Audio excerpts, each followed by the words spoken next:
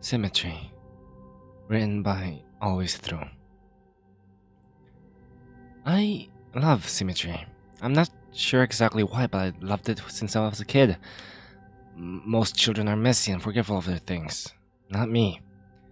I knew everything has a place, and in my room, everything was right where it belongs. My parents didn't have it. My grandparents didn't have it either. Not a single person in my family had it. I've started referring to it as it because I truly believe it's a thing inside me. A stowaway that shouldn't be there but lives inside me. It's a need, a desire, a longing to be perfect on both sides. As an adult, I'm at the point where I can't live my life normally. I can't keep a job. Women don't stay with me because they can't handle it. Honestly, I don't even care when they leave. They're messy and make things difficult. They roll over to my side of the bed instead of staying their own. They leave dishes in one side of the sink but not the other. I can't work anymore, so when they leave for the day, I have to stay home and fix everything. It's a relief. When they leave for good. That feeling never lasts though. Eventually it comes back and finds something else that needs fixing. You may be asking, why would I seek out relationships to begin with if I can't stand them? Well, it's hard for me to sleep in the middle of a bed all night without moving. Other than the relationship problem, my life is pretty much in order. I say pretty much because there's one last issue that must be dealt with. You see, I have what's called heterochromia iridium, or two different colored irises.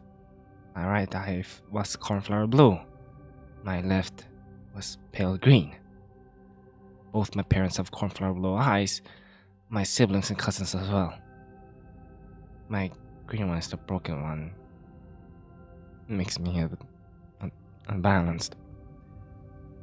Every time I look at myself in the mirror, it stares right back at me. It's all I think about now. Everything is in the right place except my green little mistake.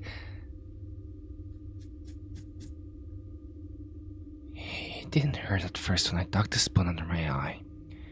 It didn't even hurt when it popped out and was hanging by my cheek. Was it shock that was keeping the pain away, or was it?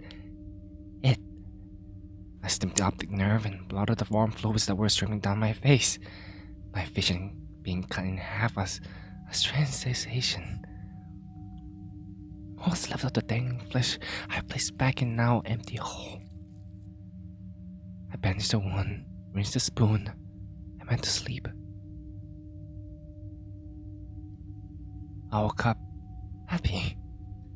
I slept better than I had in years. It was finally done. I was fixed. I got out of bed and stumbled to the bathroom. My body ached, my head was on fire. I flipped the switch in the bathroom and the light was blinding. I slowly removed the bandage that was soaked with blood and was sticking to my face like tape. When I looked up the mirror, my stomach turned. Only then had I realized what I'd done to myself, and I couldn't believe it. There was a hole in the left side of my face. But not the right. I was unbalanced. Again.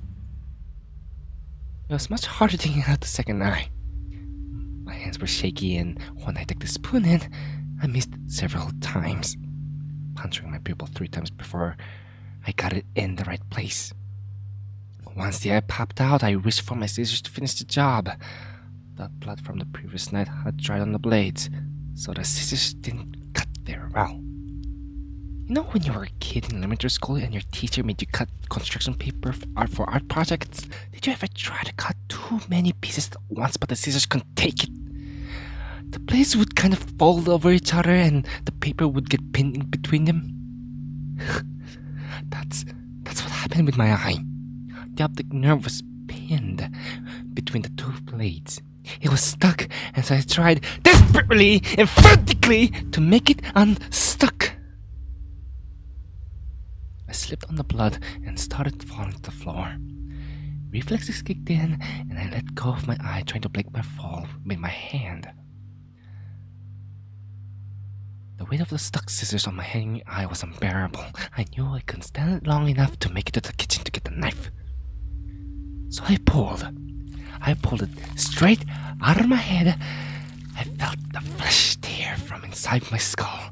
I felt rip and spew liquids everywhere. Anya was crying, but there was no telling the tears from the blood from the ocular fluid.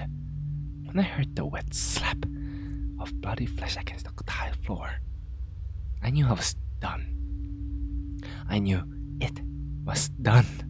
I could live my life now without having to see people's awful, messy, uneven lives. The relief washed over me and I knew it would last this time. I had never felt this way before. Never had this much hope. As I laid in my bathroom on that cold, wet, sticky tile, I smiled. For the first time in years. Dictated